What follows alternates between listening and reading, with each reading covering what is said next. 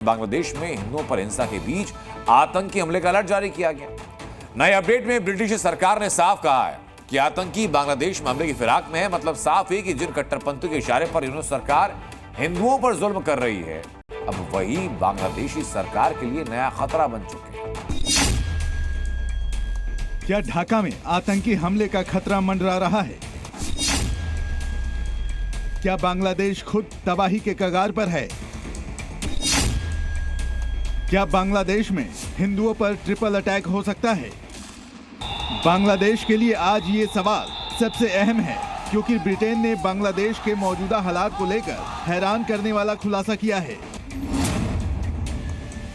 Britain ने कहा है कि बांग्लादेश में बड़े आतंकी हमले का खतरा है। आतंकी संगठन कभी भी बांग्लादेश में हमले की कोशिश कर सकते हैं।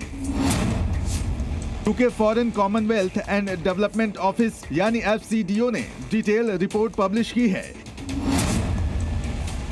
जिसमें बताया गया है कि बांग्लादेश में हमले के लिए आतंकियों का मॉडस ऑपरेंडी कैसा होगा। पिछले कई महीनों से बांग्लादेश अस्थिरता के दौर से गुजर रहा है। छात्र आंदोलन से लेकर तख्तापलट और अब हिंदुओं के साथ हिंसा से पूरा मुल्क त्राहिमाम कर रहा है, और इन सब के बीच अब टेरर अटैक के खतरे ने बांग्लादेश की मुसीबत बढ़ा दी है। ब्रिटेन ने बांग्लादेश में आतंकी हमले को लेकर जो खुलासे किए हैं, उसका एक एक पॉइंट अब समझिए। आतंकियों के निशाने पर टूरिस्ट प्लेस हो सकते हैं, क्योंकि विदेशी नागरिक इन जगहों पर ज्यादा जाते हैं। आतंकी भीड़ भाड़ वाले इलाके को निशाना बना सकते हैं। आतंकियों के टारगेट पर रैलियां हो सकती हैं। ये साफ है कि धीरे धीरे अंतरिम सरकार के नेतृत्व में इस्लामिक कट्टरपंथी तत्व जो शेख हसीना की सरकार में फ्रिंज पे थे, वो अब राजनीति की प्रमुख भूमिका में आ रहे हैं। ऐसे में जमातुल मुजाहिदीन के जो आतंकी हैं, उनके अलावा जो अल-कायदा और पाकिस्तान समर्थित जो इस्लामिक संगठन है, उनके आतंकी किसी भी रूप में वहाँ पे कोई भी आतंकी हमला घटना करने में सक्षम है। और यही वजह है कि ब्रिटेन की सरकार ने अपने नागरिकों को आगाह किया है। अब तक जो आपने समझा, ये सारे आतंकियों के कॉमन टारगेट रहते हैं, लेकिन ब्रिटिश रिपोर्ट में आगे जो खुलासा हुआ है वो बेहद चौंकाने वाला है। ब्रिटिश रिपोर्ट को गौर से देखने पर पता चलता है कि आतंकियों के निशाने पर गैर इस्लामिक समूह हो सकते हैं।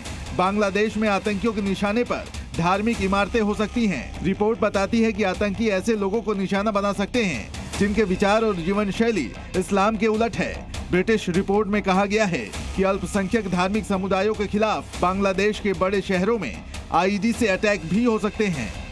पाकिस्तानी सेना जो बांग्लादेश सेना को प्रशिक्षण भी दे रही है, बांग्लादेश की सेना में भी कुछ जो इस्लामिक कट्टरपंथी तत्व हैं, वो प्रमुख भूमिका में आते हुए नजर आ रहे हैं। ऐसे में बांग्लादेश एक अस्थिरता की दिशा में जाता हुआ दिख रहा है, और इसीलिए जो जितने भी जिम्मेदार राष्ट्र हैं, वो अपने नागरिकों को बांग्लादेश की यात्रा करने से उनको आगाह कर रहे हैं। रिपोर्ट के बाद ब्रिटेन ने अपने नागरिकों और पर्यटकों के लिए अलर्ट जारी किया है, लेकिन अगर ब्रिटिश अलर्ट को आसान तरीके से समझा जाए, उसे डिकोड करें, तो मैसेज बहुत लाउड एंड क्लियर है। बांग्लादेश में आतंकियों के टारगेट पर सिर्फ और सिर्फ हिंदू अल्पसंख्यक ही रहने वाले हैं। ऐसा क्यों? ब्रिटिश अलर्ट में कहा गया है कि आतंकियों के निशाने पर गैर इस्लामिक समूह हो सकते हैं। इसका सीधा मतलब है बांग्लादेशी हिंदू, क्योंकि कट्टरपंथियों ने पहले ही हिंदुओं के कत्ल का फरमान जारी किया है, और पाकिस्तान की बैच आर्मी बांग्लादेशी आर्मी को हिंदुओं पर जुल्म की ट्रेनिंग भी दे रही है। ब्रिटिश रिपोर्ट में कहा गया है कि धार्मिक इमारतों को निशाना बना सकते हैं आतंकी। इसका सीधा जवाब है इस्कॉन और दूसरे हिंदू मंदिर ही निशाने पर होंगे, क्योंकि बांग्लादेश में कट्टर इस्लामिक समूह हिफाजत-ए-इस्लाम ने इस्कॉन के सदस्यों को जान से मारने की धमकी दी है, और मंदिरों में वहां रोज हमले हो रहे हैं। रिपोर्ट बताती है कि इस्लाम के उलट जीवन शैली रखने वाले लोगों को निशाना बना सकते हैं आतंकी। इसका भी सीधा और सपाट जवाब है हिंदू, क्योंकि सनातनी विचार और जीवन शैली इस्लाम से मैच नहीं करती। ब्रिटिश अलर्ट में कहा गया है कि अल्पसंख्यक धार्मिक समुदायों के खिलाफ बांग्लादेश के बड़े शहरों में IED से अटैक भी हो सकते हैं, जो रोज ही देखने को मिल रहा है। ढाका से चटगांव तक रोज हिंदुओं पर नए तरीके से हमले हो रहे हैं। अब देखना होगा कि कट्टरपंथियों की कठपुतली बन चुकी बांग्लादेश की यूनिट सरकार इस नई मुसीबत से निपटने के लिए क्या कदम उठाती है। ब्यूरो रिपोर्ट, जी मीडिया।